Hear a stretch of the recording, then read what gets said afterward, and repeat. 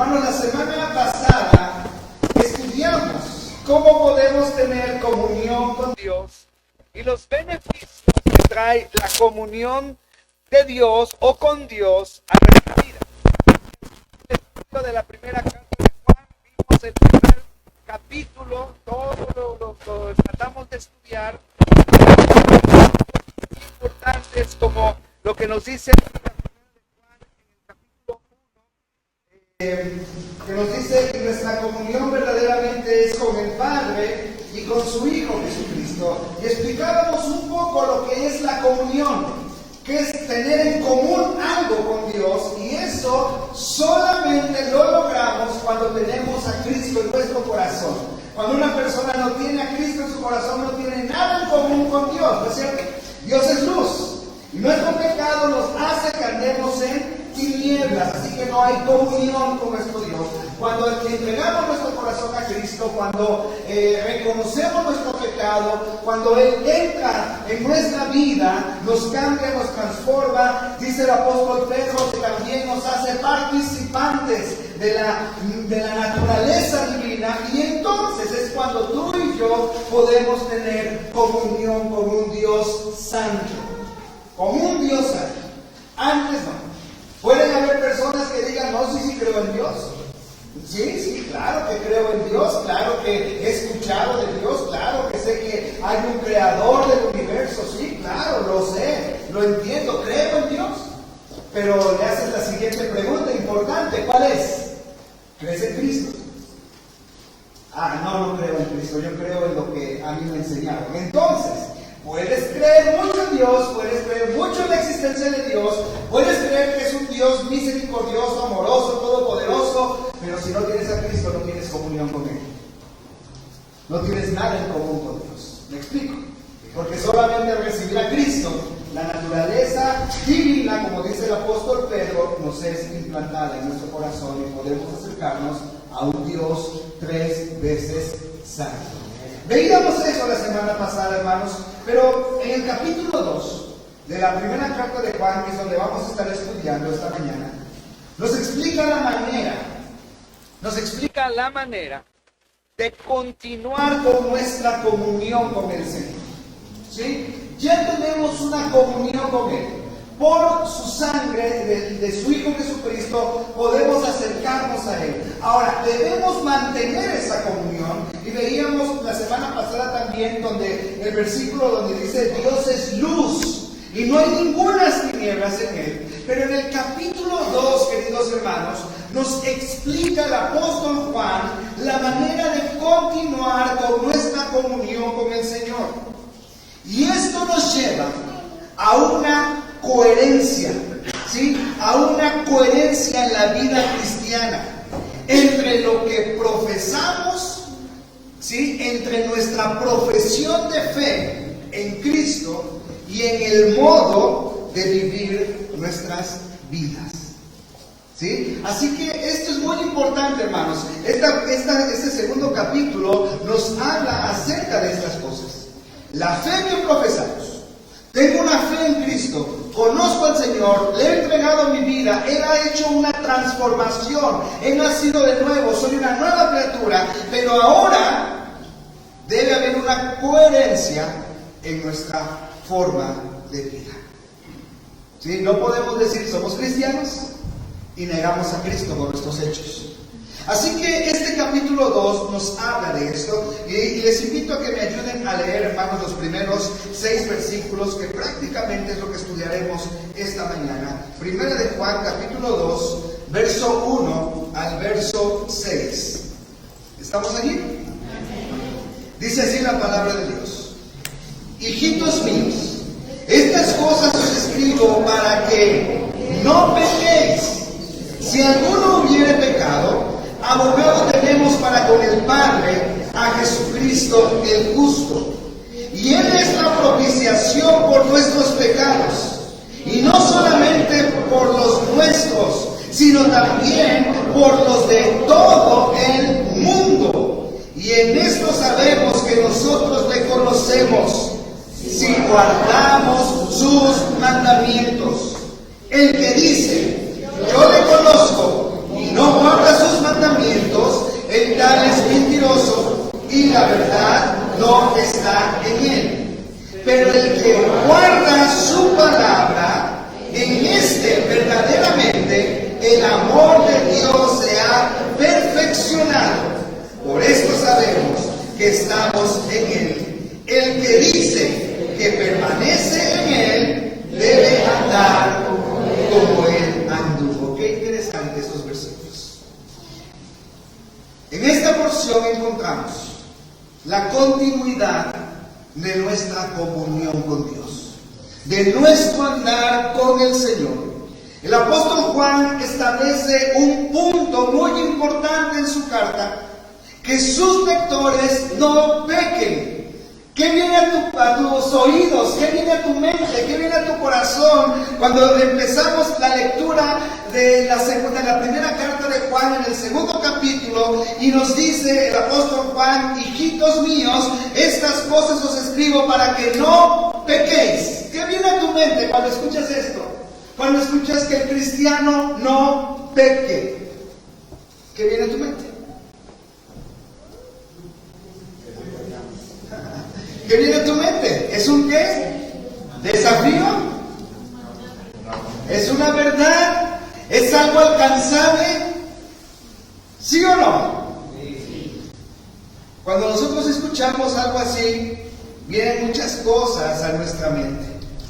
Él pone este punto importante para el creyente en Cristo: no pequen. Sus lectores no pequen. Los hijos de Dios no pequen, para que no pequéis. Qué reto tan grande, ¿no es cierto? ¿Por qué? Porque hay algo que no podemos olvidar, que todos nosotros tenemos. Desde que nacemos con algo ya, la palabra que se ocupa es con algo innato en nuestra vida. ¿Qué es? Como ser humano, ¿qué es? La naturaleza pecaminosa. Viene con nosotros desde el momento que nacemos. Y cuando llegamos con el apóstol Juan en su segunda carta, nos dice: hijitos míos, estas cosas os escribo para que no pequéis, para que no peques. Es un dato muy importante. Pero ¿cómo lo debemos enfrentar nosotros? Cuando el apóstol Juan escribe eso, y de una manera tan amorosa y tan cariñosa a la iglesia: hijitos míos, estas cosas os escribo para que no pequéis, ya que él sabía muy bien lo que significa la continuidad de una vida en comunión con él, con Dios. Y él da este consejo porque es la única manera que nosotros podamos tener un gozo continuo con nuestro Dios. El andar con el Señor es un andar de gozo, querido hermano, y explicaba la semana pasada los resultados de la comunión con Dios, y uno de esos resultados es que trae gozo, para que vuestro gozo sea cumplido, dice en la última parte del capítulo 1. Así que el andar con el Señor, en una comunión con el Señor, trae un gozo a nuestra vida, y el pecado rompe todo esto, querido hermano. El pecado quita el gozo en el corazón del creyente en Cristo. Por eso el apóstol Juan dice: yo escribo esto para que ustedes no, porque de esta manera experimentarán un gozo continuo. Porque cuando andamos rectamente con el Señor, cuando nuestra vida está controlada por el Señor, por su palabra, por su Espíritu Santo, hay un gozo en el corazón. No importando las circunstancias. Sé que en la semana podamos tener cosas diferentes, enfrentar cosas complejas. El mismo Señor Jesucristo les dice a sus discípulos: en el mundo hallaréis ¿qué cosa? ¿Qué? Aflicción. En el mundo hallaréis aflicción. Pero confiad, yo he vencido al mundo. Hermanos, en el mundo hay aflicción. En el mundo hay aflicción. Los creyentes en Cristo verdaderos sufren aflicción en el mundo. Pero en medio de esa aflicción, en medio de esas circunstancias, puedes experimentar el gozo de estar en comunión con Dios. Y ese es el propósito por el cual el apóstol Juan escribe esta carta. Ahora, a simple vista, parecería algo imposible, ¿no? ¿Cuántos de los que están aquí pueden levantarse ahorita y decir, yo no voy a pecar nunca más? ¿Cuántos? Porque a simple vista este mandamiento parecería imposible de llevarlo a la práctica. Pero esa expresión, para que no pequéis, expresa finalidad. Y esa finalidad es no pecar. ¿Sí? Explico. La expresión que el apóstol Juan dice, estas cosas os escribo para que no pequéis, esa frase no pequéis se expresa en el griego como una finalidad, como un objetivo a alcanzar. Eso es lo que la palabra de Dios nos está diciendo. ¿Y cuál es la finalidad del creyente en Cristo? No pecar. ¿Lo entendemos ahora mejor? ¿Nos quitamos un peso de encima? ¿Sí o no? Mi finalidad y tu finalidad es no pecar contra Dios. No pecar contra Dios. Porque hay otro versículo que también el apóstol Juan nos dice en la primera carta, en el capítulo 1. El que dice que no ha pecado es mentiroso y lo hace a él mentiroso. Y entonces luego nos dice, no pequéis. Entonces, ¿si hay una contradicción en la Biblia? No. Cuando lo comprendemos así, la finalidad del creyente, ¿cuál es? No pecar contra Dios. Esa es la finalidad, no pecar contra nuestro Dios. Andar con el Señor de una manera recta, de una manera limpia delante de nuestro Señor. La finalidad, hermanos, del perdón de Dios es impulsar a los que son perdonados a no repetir los errores del pasado. Nuestro Dios perdonó absolutamente todos nuestros pecados cuando se lo pedimos en Cristo Jesús. Y la finalidad de perdonarnos, la finalidad de darnos el perdón, de otorgarnos el perdón, nuestro Dios, fue para no repetir los errores pasados. Hay un versículo que me encanta y lo repito a cada rato, hablando de la salvación, que el apóstol Pedro dice que Él nos rescató de vuestra, ¿qué? Vana manera de vivir. Dios perdonó esos pecados. ¿Con qué propósito? Para no repetir los errores. O en otras palabras, para no repetir los pecados del pasado. ¿Cuáles fueron esos pecados que estaban arraigados a tu corazón antes de venir a Cristo, hermano? ¿Cuáles fueron? Tráelos a tu mente. El apóstol Pablo también en Romanos nos dice de aquellas cosas de las cuales ahora os avergonzáis, porque el pecado trae vergüenza a nuestra vida, ¿no es cierto? ¿Cuáles eran esas cosas? Bueno, el Señor te perdonó. Y el Señor te impulsa con su Espíritu Santo para no repetir esos pecados. Ese es el propósito del perdón. Pero Juan nos lleva a reconocer la realidad de que si alguno probablemente cometiera un pecado, un abogado tenemos para con el Padre que se llama Jesucristo el justo. ¡Qué bendición!, ¿no es cierto? Leamos una vez más, primera de Juan, capítulo 2, versículo 1. ¿Qué dice? Hermanos míos, estas cosas os escribo para que no pequéis. Y si alguno hubiere pecado, abogado tenemos para con el Padre a Jesucristo el justo. Abogado tenemos para con el Padre a Jesucristo el justo. Él es el que nos defiende ante el trono del Padre. ¿Y nos defiende de quién, hermanos?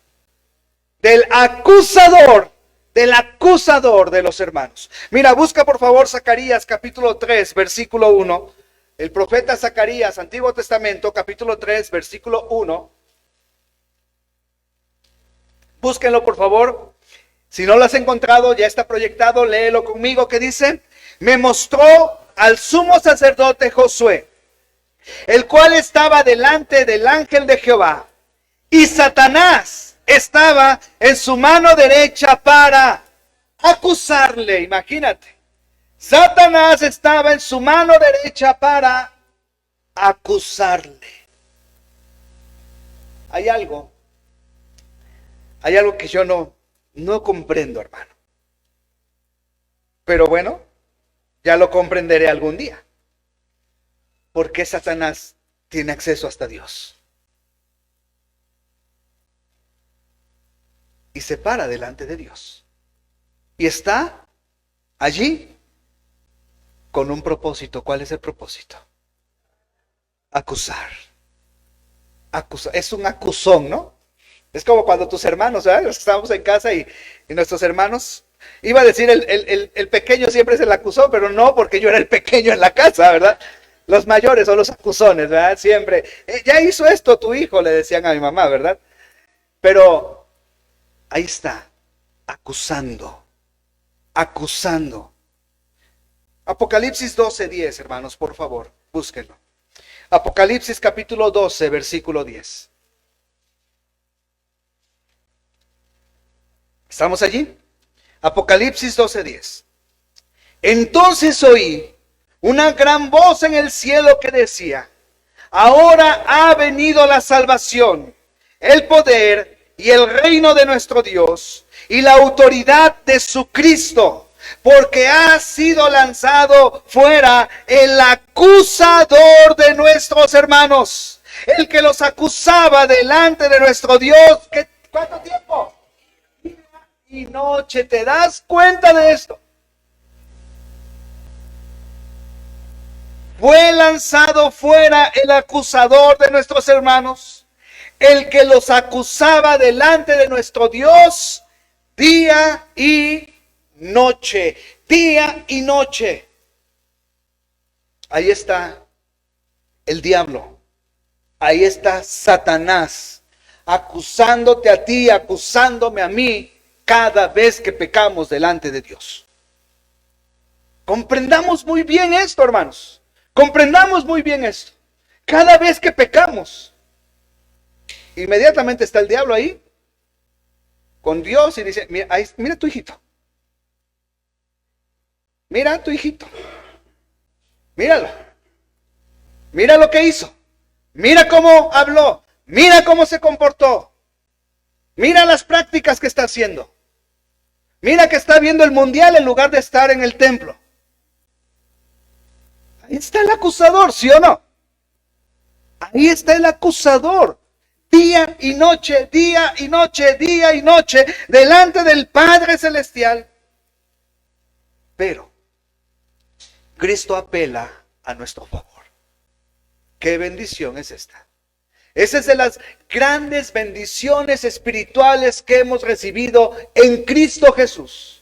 Que Cristo está apelando a nuestro favor de tal manera que si llegamos a cometer un pecado, Dios nos perdona si confesamos nuestros pecados ante Él, porque dice la porción: y si alguno hubiere pecado, abogado tenemos para con el Padre, a Jesucristo el justo. Dice la Biblia que cuando nosotros confesamos nuestros pecados, tenemos un abogado, porque en el versículo 9 del capítulo 1 nos dice: si confesamos nuestros pecados, Él es fiel y justo para perdonar nuestros pecados y limpiarnos de toda maldad, de tal forma que cuando el acusador se presenta delante del Padre y el Hijo de Dios confiesa ese pecado y le pide perdón al Señor, ahí está nuestro abogado defendiéndonos. Ahí está nuestro abogado. Si alguno hubiere pecado, abogado tenemos para con el Padre, a Jesucristo el justo. Ahora, quiero decirte algo que nos debe llevar a un compromiso mayor con Dios. ¿Y qué si tú no confiesas tu pecado? ¿Cristo sigue siendo tu abogado delante del Padre? ¿Sí o no? ¿Sí o no? Hay división en la iglesia. ¿Qué si tú no confiesas tu pecado? ¿Cristo sigue siendo tu abogado delante del Padre? ¿Sí o no? Sí, hermano. Sí, porque tú ya le entregaste tu corazón y Él te ha perdonado. ¿Cuántos pecados? Todos tus pecados. Ahora, esto es una responsabilidad mayor para mí y para ti. No es llenarnos del pensamiento cuando Pablo ataca esta forma de pensar en Romanos capítulo 6, versículo 1, que dice: ¿qué pues diremos? ¿Perseveraremos en el pecado para que la gracia abunde? ¿Cuál es la respuesta? En ninguna manera, porque los que hemos muerto al pecado, ¿cómo viviremos aún en él? ¿Queda claro esto? O sea, Cristo ya pagó por nuestros pecados, Cristo ya nos perdonó, Él es nuestro abogado. Satanás está intercediendo día y noche, acusándonos día y noche, y Cristo está intercediendo día y noche por nosotros, porque ¿cuántos pecados en el día ni tan siquiera confesamos? ¿No es cierto? Porque podemos decir: bueno, yo no tomo, yo no robo, yo no esto, yo no adultero, yo no. Pero ¿qué tal eso que está ahí en el corazón? ¿Qué tal la amargura? ¿Qué tal la envidia? ¿No? Que ya aprendimos a vivir con ella, pero es un pecado que está allí arraigado en el corazón. Y no los confesamos. Y no se los entregamos al Señor. Pero bendito sea nuestro Padre Celestial, que tenemos un abogado defensor. Que así como ese acusador insistente está delante del Padre, así nuestro Señor Jesucristo está abogando por nosotros. Pero quiero decirte algo: no es necesario que pequemos. ¿Sí? No es necesario que pequemos. Por eso el apóstol Juan dice: estas cosas os escribo para que no pequéis más. Pero si alguno hubiere pecado, abogado tenemos para con el Padre, a Jesucristo el justo. Nuestro abogado está intercediendo por nosotros. Pero, hermano, no es necesario que pequemos. En la medida que andamos en comunión con Él y en obediencia a su palabra, Él nos da la capacidad para resistir y para tener la victoria en medio de la tentación. Busca primero los Corintios 10:13, por favor, hermano. Primero los Corintios capítulo 10, versículo 13. Búscalo y léelo con todas tus fuerzas. ¿Qué dice? A ver, otra vez fuerte. No os ha sobrevenido ninguna tentación que no sea humana, pero fiel es Dios, que no os dejará ser tentados más de lo que podéis resistir, sino que dará también juntamente con la tentación la salida para que podáis soportar. ¡Qué bendición! ¿No es cierto? No nos ha venido ninguna tentación que no sea humana. Y una vez más, el amor de Dios. Pero fiel es Dios, que no os dejará ser tentados más de lo que podamos resistir, sino que dará también, juntamente con la tentación, ¿qué cosa? La salida para que podáis soportar. Mira, la Biblia no dice que ya no vendrán tentaciones. Las tentaciones vendrán.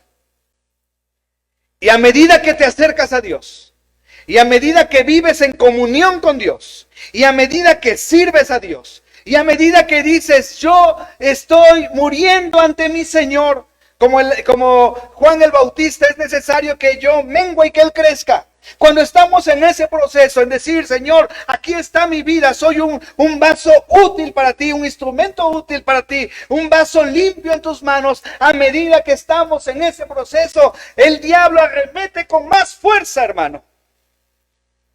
El diablo arremete fuerte en nuestra vida y llega con bofetadas en el rostro para hacernos caer, para hacernos desviarnos del camino del Señor. Esto es una realidad. No es necesario que pequemos, pero qué bendición es saber que nuestro Dios también está con nosotros en medio de la tentación. Y que nuestro Dios nos da una salida en medio de la tentación. Así que, hermanos, cuando estemos siendo tentados por el diablo. Alcemos nuestros ojos y digámosle: Señor, dame la salida. Necesito salir, necesito huir de esto. Huir, así como José lo hizo ante la esposa de Potifar, cuando le arrancó prácticamente las ropas y él salió desnudo corriendo por no pecar delante de Dios, o para no pecar delante de nuestro Dios.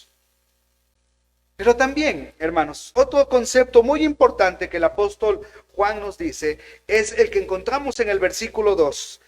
Lean por favor conmigo el verso 2. Y Él es la propiciación por nuestros pecados, y no solamente por los nuestros, sino también por los de todo el mundo. Él es, ¿qué cosa, hermanos? Él es la propiciación. Propiciación por nuestros pecados. ¿Qué es esto? El apóstol Juan nos traslada hasta el pasado, hasta el lugar cuando el pueblo de Israel adoraba a Dios. En el momento cuando, ya sea en el tabernáculo o en el templo, el arca de Dios estaba en el lugar santísimo. Y en ese lugar estaba la misma presencia de Dios.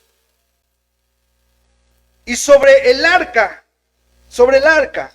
había una tapa de oro que se llamaba el propiciatorio.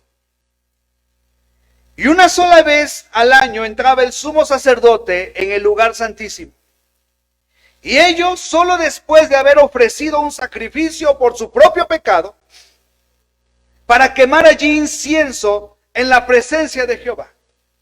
Y una nube de perfume se elevaba allí, un símbolo de la intercesión que era aceptada por nuestro Dios.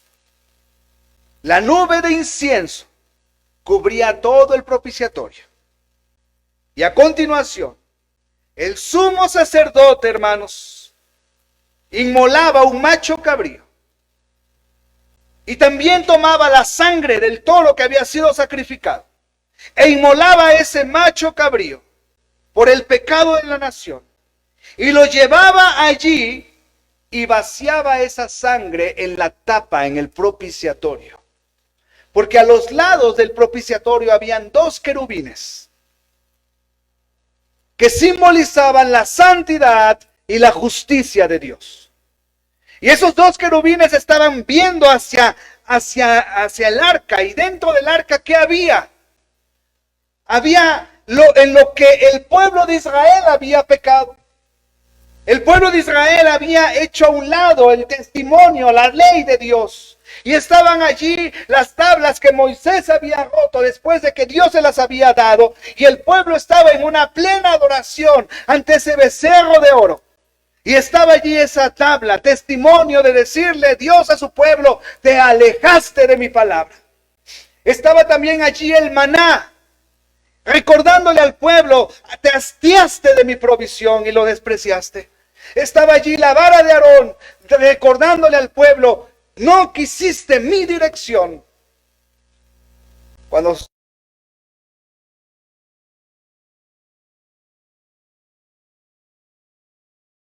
queremos reyes como las demás naciones que vayan delante de nosotros. Y no estaban despreciando a los profetas, estaban despreciando la dirección ¿de quién? De Dios. Y entonces esos querubines, simbolizando la santidad y la justicia de Dios, miraban hacia dentro de esa caja del arca de la alianza y veían el pecado del pueblo. Pero estaba allí esa tapa llamada propiciatorio, y cuando el sumo sacerdote entraba ese día específico al lugar santísimo y llevaba la sangre, entonces, hermanos, era derramada esa sangre detrás del velo en el lugar santísimo. Y Dios perdonaba el pecado de su pueblo durante todo ese año. Porque ya no veía el pecado, sino veía ¿qué cosa? La sangre de un sustituto, de un cordero.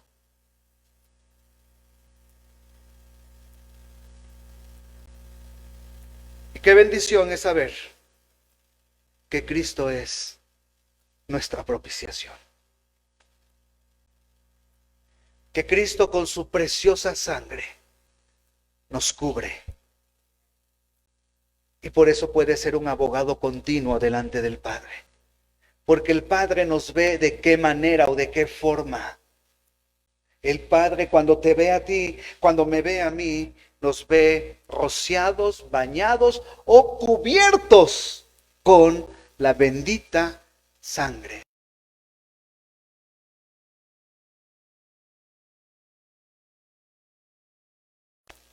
No tan solo por los nuestros, sino también por los de todo el mundo.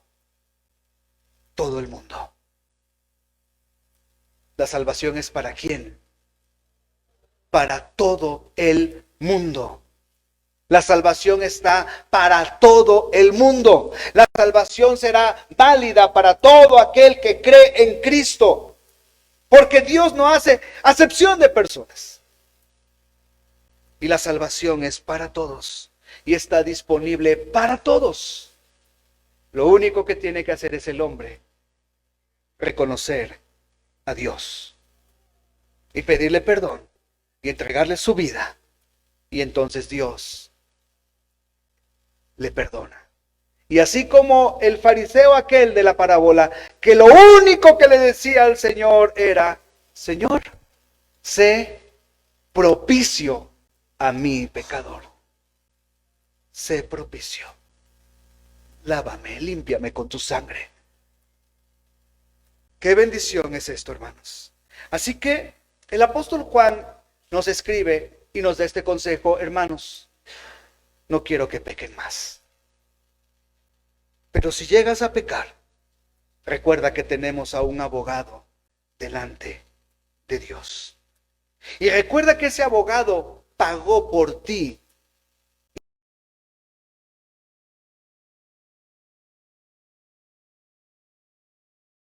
Ser diferente. La finalidad del creyente es no pecar. El objetivo del creyente es no pecar. Y el apóstol Juan nos enseña claro esto. Y luego nos dice cuál es el sustento que nosotros tenemos para saber que estamos en el Señor. Para saber que verdaderamente somos salvos. Para saber que verdaderamente hemos creído en el Señor y hemos depositado nuestra fe en el Señor. Dice el versículo 3, hermanos, de ahí de la porción base.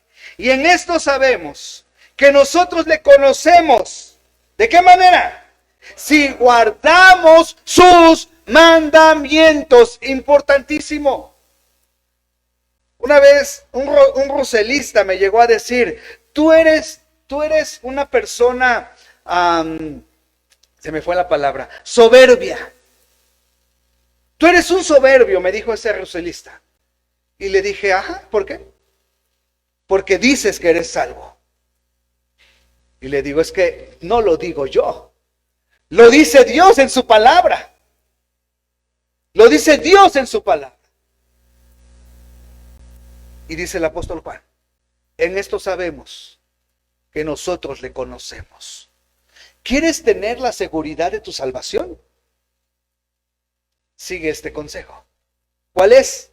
Si guardamos sus mandamientos. Si guardamos sus mandamientos. Entonces, qué interesante es lo que dice Juan. Y en esto sabemos que nosotros le conocemos si guardamos sus mandamientos. El que dice: yo le conozco, y no guarda sus mandamientos, el tal es mentiroso y la verdad no está en él. Pero el que guarda su palabra, en este verdaderamente el amor de Dios se ha perfeccionado. Por esto sabemos que estamos en él. El que dice que permanece en él debe andar como él anduvo. Si realmente, hermanos, estamos en el Señor, si realmente hemos aceptado a Cristo en nuestro corazón, si de verdad le entregamos nuestra vida a Cristo, seremos obedientes a su palabra.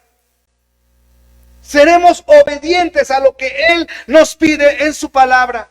Si afirmamos conocer a Dios, pero no cumplimos sus mandamientos, somos unos mentirosos y la verdad no está en nosotros. Qué duro, pero es una realidad. ¿Crees en Cristo? sé obediente a su palabra. Miren, lo veíamos la semana pasada. ¿Cuán desacreditado está el cristianismo hoy día? ¿Por qué? ¿Por culpa de quién? ¿De Dios? Por culpa de nosotros. Muchos años atrás, Mahatma Gandhi, en su búsqueda por la paz espiritual, estudió todos los movimientos filosóficos, pero también escudriñó a detalle el cristianismo. Escudriñó a detalle el cristianismo. Y él dijo, es verdad, es cierto todo esto, pero por una cosa nada más, y por esa cosa está en el infierno. Pero por una cosa no me hago cristiano, por los cristianos. Qué duro, ¿no es cierto?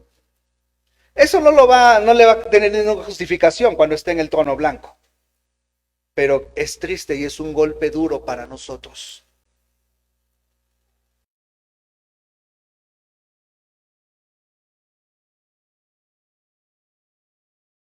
Sus mandamientos. Pero no obedecen sus mandamientos. Y lo único que esto hace a la causa de Cristo es desprestigio, ¿no es cierto?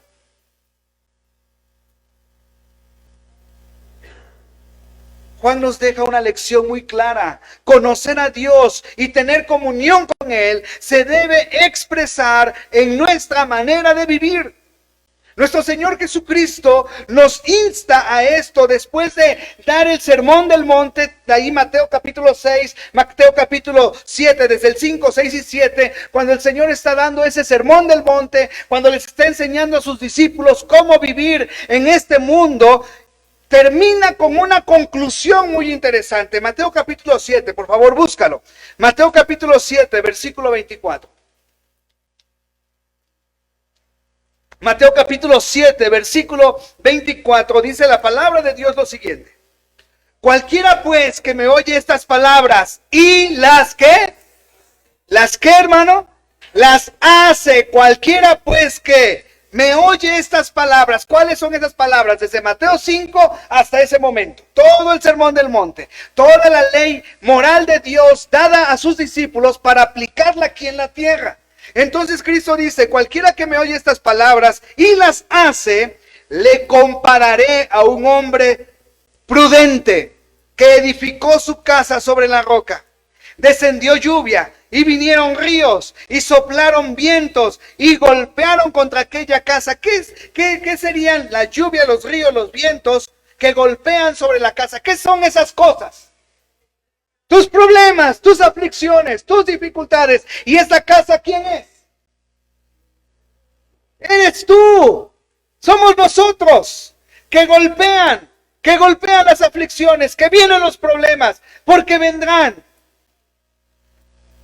Descendió lluvia, vinieron ríos, soplaron vientos, golpearon contra aquella casa. ¿Y qué dice la siguiente frase, hermano? ¿Qué dice? Y no cayó.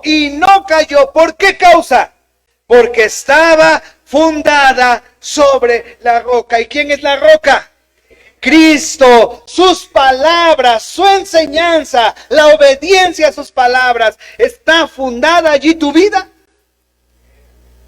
Cuando vengan los vendavales que el diablo lanzará sobre nuestras vidas, nuestra casa no caerá. Nuestra casa no se destruirá. Nuestra casa no sufrirá daños, porque estamos fundamentados sobre la roca. Pero versículo 26 nos dice, pero cualquiera que me oye estas palabras y ¿qué? Y no las hace, le compararé a un hombre insensato, que no tiene sensatez, que no tiene razón, que no tiene juicio, que edificó su casa sobre la arena, y descendió lluvia, y vinieron ríos, y soplaron vientos, y dieron con ímpetu con aquella casa. Y la casa, ¿qué pasó, hermanos? Cayó, y fue grande su ruina. Por eso es que muchos, cuando vienen los problemas, se refugian en los vicios, en las drogas, en el decir, mejor ya no continúo con mi matrimonio, ya no hay necesidad de estar aquí. Y cuando se dan cuenta vienen a la ruina total. Vidas destrozadas, vidas destruidas, porque edificaron sobre la arena. Porque escucharon, pero no hicieron. Escucharon, pero no obedecieron la palabra de Dios.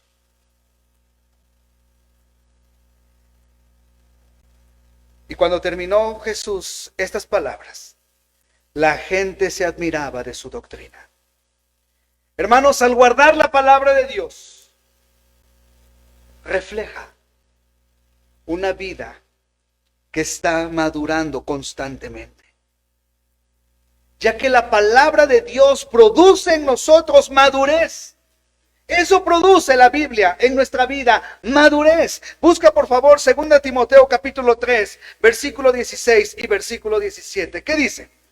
Toda la escritura es inspirada por Dios y es útil para enseñar, para redarguir, para corregir, para instruir en justicia, a fin de que el hombre de Dios sea perfecto, enteramente preparado para toda buena obra. 2 Timoteo 3, 16 y 17.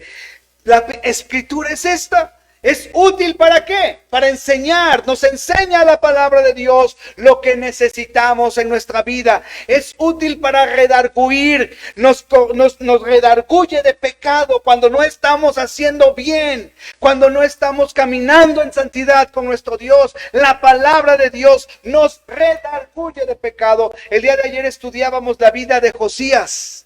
Y cuando él escucha el mensaje de la Biblia, cuando él escucha lo que el profeta, lo que el sacerdote, mejor dicho, le lee del libro de Dios, su corazón es redarguido. Y empieza a hacer grandes reformas para beneficio personal, pero sobre todo para un beneficio de todo su pueblo. Porque la palabra de Dios nos redarguye, la palabra de Dios nos corrige. Hay camino que al hombre le parece derecho, pero su fin es camino de muerte. La palabra de Dios corrige nuestro camino. Lámpara es a mis pies tu palabra y lumbrera a mi camino. Pero también es útil para instruir. Nos instruye. Dios no nada más nos dice, haz esto, sino también nos dice cómo hacerlo. ¿Sí? No es como nuestra esposa que nos dice, lava los platos. Y uno que fue mimado desde la niñez, tiene 22 años enseñándome, aún no aprendo, hermano. Cada vez que llega ese momento le digo, a ver, enséñame otra vez. Pero Dios nos instruye. Dios nos dice, haz esto así, así, así. Y eso lo encontramos en donde, hermano, en la palabra de Dios. Es útil para esto, a fin de que el hombre de Dios sea perfecto. Entiéndase, perfecto por maduro, enteramente preparado para toda buena obra. Así que llegamos otra vez a la porción base y nos dice, en esto sabemos que nosotros le conocemos, si guardamos sus mandamientos. El que dice, yo le conozco, y no guarda sus mandamientos, el tal es mentiroso, y la verdad no está en él. Es bueno encararnos con la Biblia. Es bueno encararnos con la palabra de Dios. Y es muy bueno dejar que la palabra de Dios nos hable. Y podamos esta mañana decir, Señor, ¿qué soy? Soy un mentiroso. Soy un mentiroso, Señor. Porque digo que te conozco. Porque digo que te conozco. Sin embargo, Sin embargo, no guardo tus mandamientos. Sin embargo, no hago lo que tú me pides. Sin embargo, no cumplo con tus mandamientos.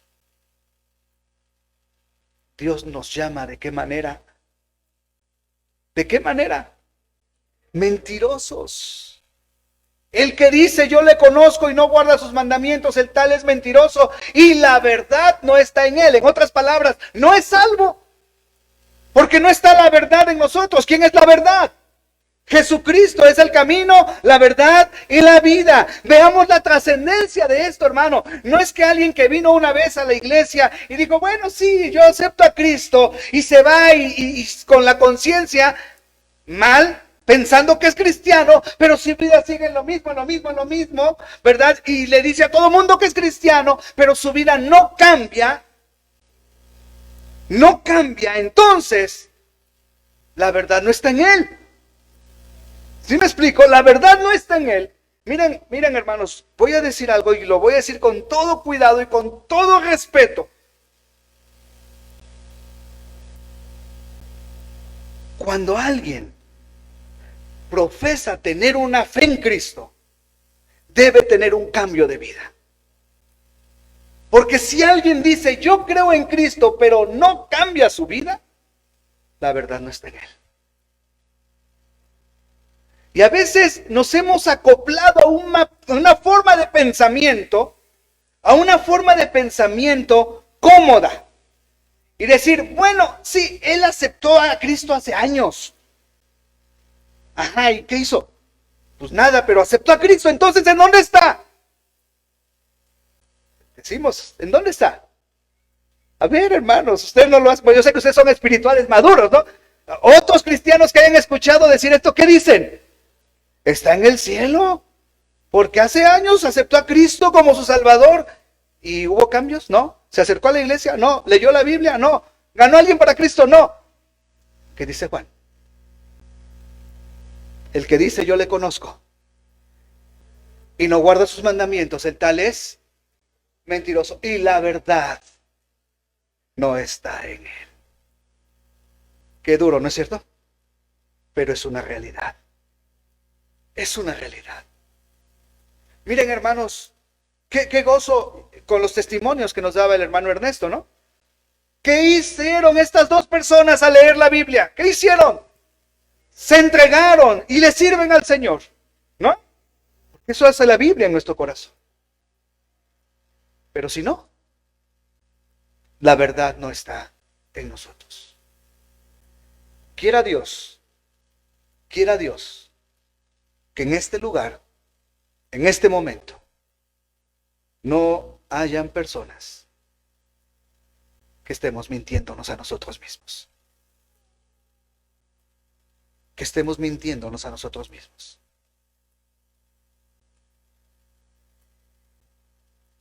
Dice el versículo 5, pero el que guarda su palabra, en este verdaderamente el amor de Dios se ha que perfeccionado. Recuerda, lo está capacitando, lo está llevando a una madurez. El amor de Dios lo está perfeccionando. Por esto sabemos que estamos en él. ¿Por qué? Porque tal vez no somos la obra magistral de Dios terminada, pero estamos en un proceso, ¿no?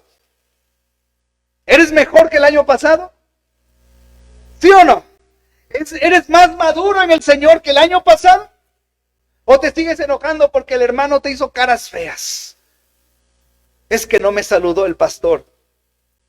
¿O te sigues enojando por cositas de esas?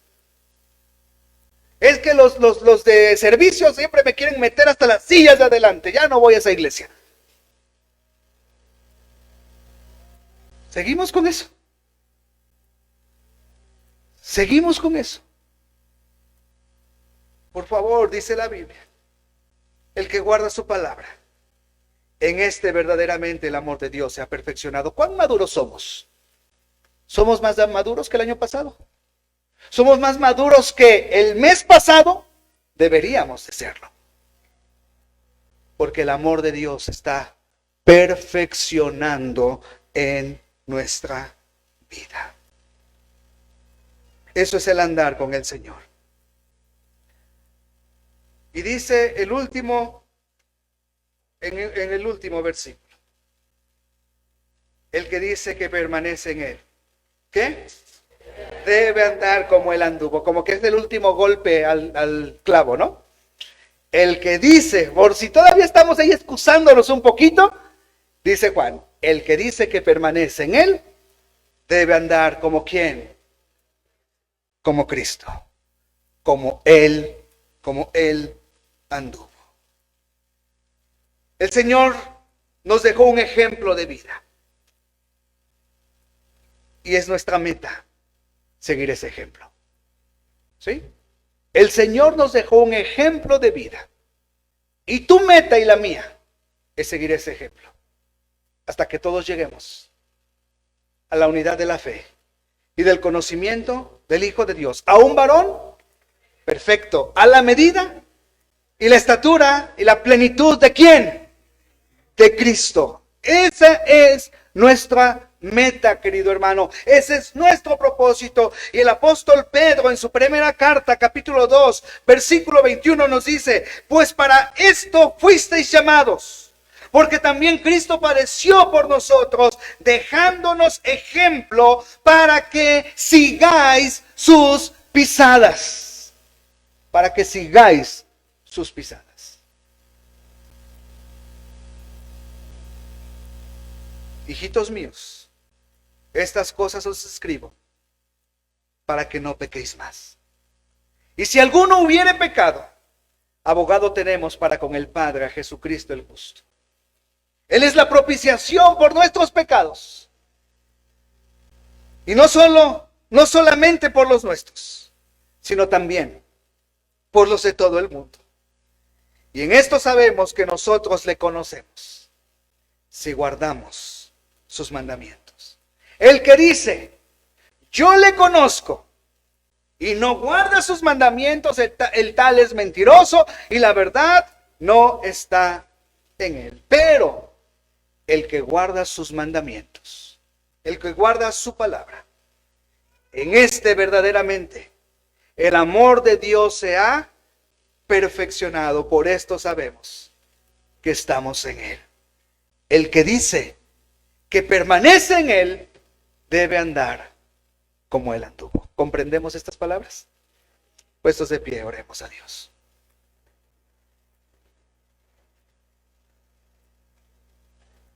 Padre Santo, te damos gracias por tu palabra. Señor,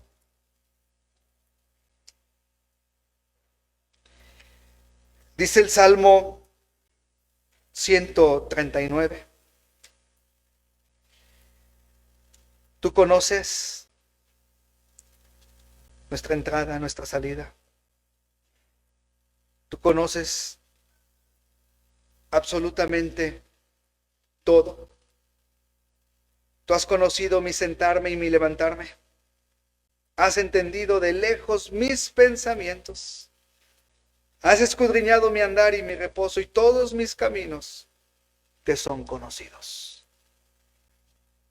Padre Santo, que este salmo sea una oración para nosotros hoy.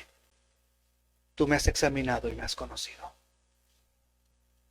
Y hermanos que estamos aquí orando a Dios, que este salmo junto con lo que aprendimos de la Biblia nos redarguya. Y que tal vez esta mañana sea un buen tiempo para acercarnos a Dios y decirle, Señor, tú sabes que yo soy tu hijo. Yo te he entregado mi corazón, Jesús, pero también tengo que reconocer que no estoy obedeciendo tus mandamientos. Y Señor, yo no quiero ser un mentiroso. Yo en esta mañana quiero venir ante tu presencia, Señor.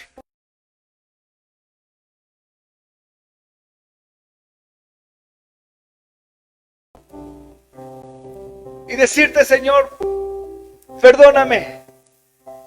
Y aquí está mi vida consagrada a ti, Señor. Quiero guardar mi comunión contigo. Quiero permanecer en ti. Quiero ser obediente a tu palabra, Señor. Quiero andar como tu Hijo Jesucristo. Ahora esta mañana que diga: pastor, ore por mí, porque yo quiero hoy tomar esta decisión. Hoy quiero entregarle en plena consagración mi vida a Cristo.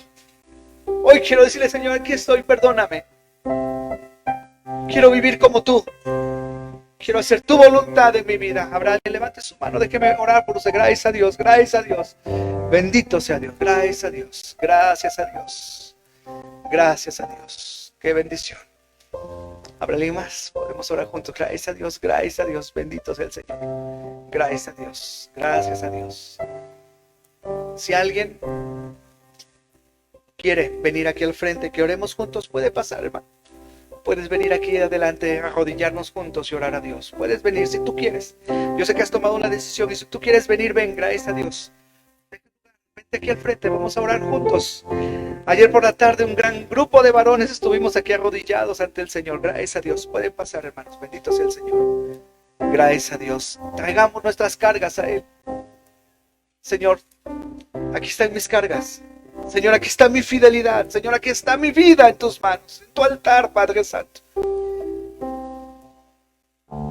Señor, bendito seas por lo que tú haces. Bendito seas, Señor, por lo que tu palabra hace en nuestro corazón. Hoy muchos de tus hijos estamos tomando una decisión de morir ante ti, Padre Santo. De decirte: con Cristo estoy juntamente crucificado y ya no vivo yo, mas Cristo vive en mí. Y lo que ahora vivo en la carne, lo vivo en la fe del Hijo de Dios, el cual me amó y se entregó a sí mismo por mí. Hoy muchos hemos tomado una decisión, Padre, y te pedimos perdón, mi Dios. Pero también, al mirar tu palabra, quedamos asombrados por ese gran abogado que tenemos. Gracias por la bendición que nos has dado. Señor, mis hermanos aquí están orando. Tú conoces sus corazones, Señor. Tú sabes lo que te están pidiendo esta mañana. Tú sabes qué compromiso están haciendo contigo esta mañana, así como mis hermanos que levantaron su mano. Y yo te suplico, mi Dios, que tú seas propicio a nosotros y que esta mañana haga un cambio y una gran diferencia en nuestra vida para contigo. En Cristo Jesús te lo suplico. Amén. Amén.